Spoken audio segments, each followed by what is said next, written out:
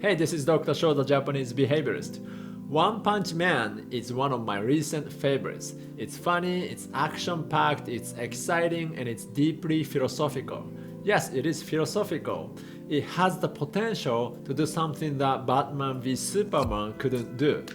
It can beat Dostoevsky. One Punch Man is a Japanese manga anime series by One. I would call it a meta superhero fiction because it is basically a comedy of a superhero genre. For example, Saitama, the protagonist, is an unattractive, passionless, but overly superpowered guy who can beat any monsters with just one punch. He is the opposite of a typical protagonist you see in superhero fiction. Even his name is a joke. Saitama is the name of the prefecture of Japan, which is next to Tokyo. People in Tokyo see people in Saitama as being lame or unfashionable. It is similar to the relationship between New York and New Jersey. It is a joke that the protagonist's name is Saitama. Like Saitama himself, One Punch Man is full of comedies about superhero stereotypes. But the artist One does it so cleverly that it accumulates to the deep philosophical question. That is, what should aspiring heroes do when the real hero shows up? In the world of One Punch Man, the Hero Association was created to recruit aspiring heroes to fend off monsters, and Saitama joins the association and starts his career as a hero from the very bottom of its ranking system. Now this is the double irony, because one, it was Saitama who inspired the creation of the Hero Association, and two, Saitama, who is ranked low in the association, is actually the strongest among all the heroes. People in the association don't know about him, and other heroes who occupy the ranking system don't know that he is the strongest. For Saitama, he doesn't know that the association was formed based on his act. He doesn't know that he is the strongest, and he rather despises the fact that the heroes are motivated by the competition between themselves rather than the altruistic reasons. Although we don't know what's going to happen down the line in the story, one of the showdowns will be when the Hero Association and all the heroes realize that the Saitama is the true hero. I'm curious how they're going to react. It is like when you're the best tennis player in high school and all of a sudden the national champion transferred into your school. You lose all the prestige associated with you being the best player. Now, what should you do? Should you accept the second place and work harder? Or should you try to get rid of him from your school? The same theme can be seen in Batman v Superman.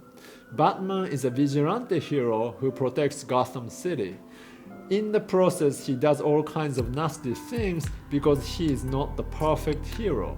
Then Superman arrives as the perfect hero with almighty power and the pure sense of justice. The very existence of Superman as the savior of humanity threatens Batman's existence as the protector of Gotham City.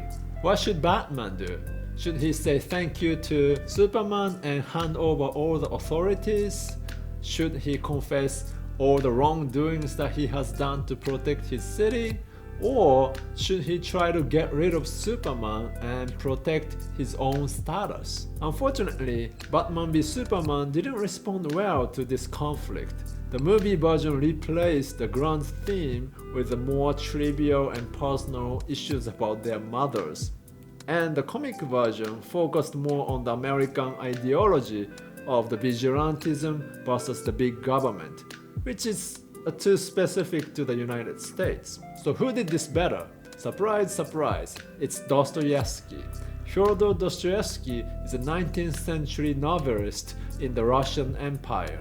He is considered one of the best writers in human history. In the novel The Brothers Karamazov, Dostoevsky had one of his characters present a short story called The Grand Inquisitor. And this is probably one of the first and the best meta superhero fiction in history. The protagonist is the Grand Inquisitor, who is the leader of the Catholic Church in Spain. He goes around and judges people whether they are faithful or not. If he decides that a given person is a non-believer, he burns that person to death. He believes that he is doing justice on earth on behalf of Jesus Christ. One day, his people caught and imprisoned a guy who they claimed performed miracles. The Grand Inquisitor pays a visit to this guy at night before the burning. To his surprise, the guy turned out to be Jesus Christ.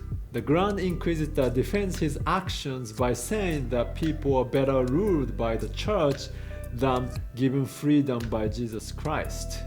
The Grand Inquisitor rejects Jesus and asks him to leave and never come back. Jesus kisses the Grand Inquisitor and disappears. Dostoevsky in this story tells a dilemma of an aspiring hero who wants to do the best for his people but has limited capacity and therefore causes collateral damage. And this aspiring hero rejects the real superhero as an obstacle to human progress. Now, you can see this in One Punch Man. Saitama is playing the role of Jesus Christ, other top-ranking heroes, the Grand Inquisitor, and the Hero Association, the Church.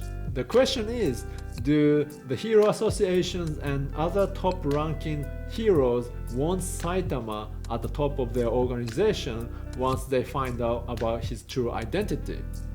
Would people like that solution?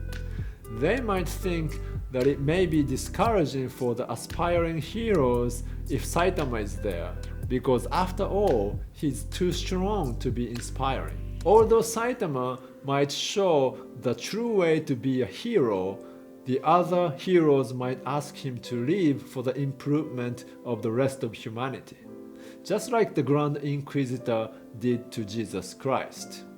What kind of answer will One Punch Man present, and can it beat Dostoevsky? What do you think is gonna happen in One Punch Man? What would you do if you are in the position of an aspiring hero? Please let me know your thoughts in the comment section below, and I will see you in the next video. ありがとうございました。